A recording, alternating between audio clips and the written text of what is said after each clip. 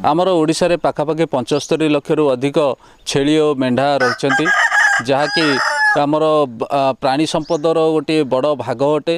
अनेक चाषी भाई मैंने जो मानकर पाखरे कम संबल रही कम जमी रही क्षुद्र नाममात्र चाषी से माने यही छेली और मेढ़ा पालन उपर विशेष भाव डिपेंडेंट अटंती बा निर्भर करथांती। छेली और मेढ़ा पालन फल से माने अनेक समय भल लाभ पाइबा सहित भल उत्पादन मध्य पाई थांती। तेबे छेली मेढ़ा पालन गोटे प्रमुख समस्या रही रोग। यही रोग मध्य एक प्रमुख रोग होची फाटुआ।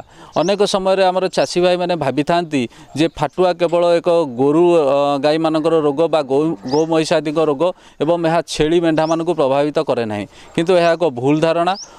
छेली मेढ़ा मानक मध्य फाटुआ रोग अनेक परिमाण प्रभावित करिथाए।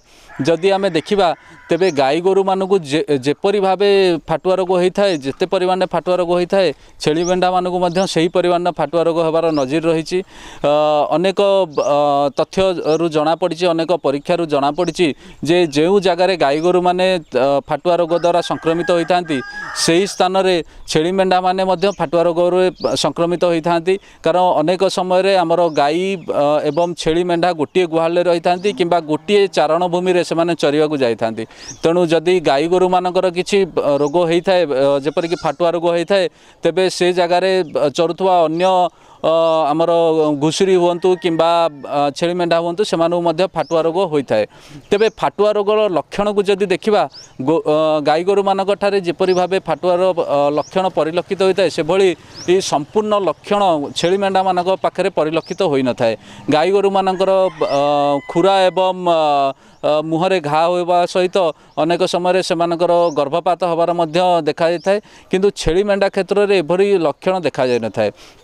अनेक समय देखा जाए जे जदि गोटे छेली किंबा मेढ़ा आपणकर फाटुआ रोग द्वारा संक्रमित होची तेबे याकू किछि समय पई ज्वर आस्ताए, 5 ରୁ 6 घंटा पई ज्वर आस्ताए एवं तापर यह ज्वर मध्य चली जाए। बेले बेले देखा जाए जे छेली किंबा मेढ़ाटी किछि समय पई टिके छोटे थाए बा किछि समय पई टिके दुर्बल हो जाए, खाद्य एवं पानीय कम कर दे थाए, किंतु पाखापाखि 12 घंटा पर छेली मेढ़ा पाखरे कौन लक्षण देखा जाए ना।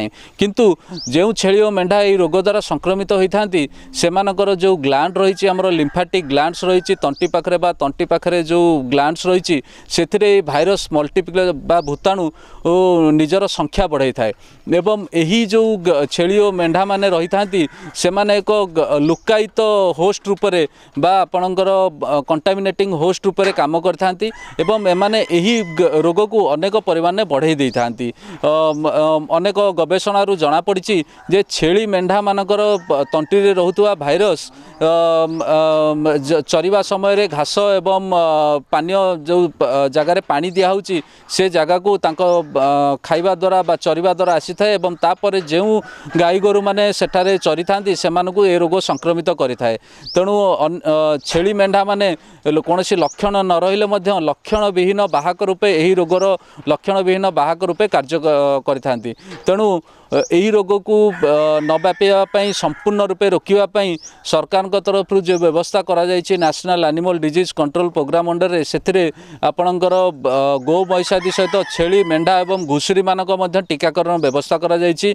केवल गो महिषादि को बा गाई महिषी को टीकाकरण फाटुआ एगेन्स्ट टीकाकरण कले लाभ हेब नहीं। एथिपाई गोटे गाँ बा गोटे अंचलर संपूर्ण प्राणी संपद बा गाई गोरु सहित छेली मेढ़ा एवं घुसुरी को टीकाकरण करिया को पड़ी थाए। यही टीकाकरण आपण माने छेली क्षेत्र में 3 मास पर आपण जेकोसी छेली को फाटुआर टीकाकरण कराई परिबे एवं प्रति 6 मास पुनः टीकाकरण करिया को पड़ी थाए। या द्वारा संपूर्ण से जो जगहटी जो जगार फाटुआर लक्षण रही से जगार एभली टीकाकरण कराइबा फल गो महिषादि सहित छेली मेढ़ा मध्य फाटुआ रोगरू बंची थांती।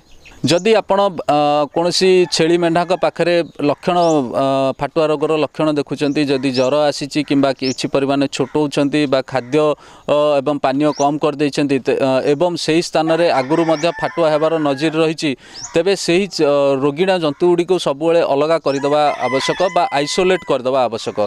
एथिपाई आपण से रोगीणा छेली और मेढ़ा मान को अलग कर रखु एवं से निकटस्थ प्राणी चिकित्सालय सहित जोगाजोग कर प्रॉपर चिकित्सा କରନ୍ତୁ ଏବଂ गो महिषादी को बा गाई गोरु मानक से संस्पर्श में आसवाक दिंतु ना या फल रोग व्यापार अनेक संभावना रही है।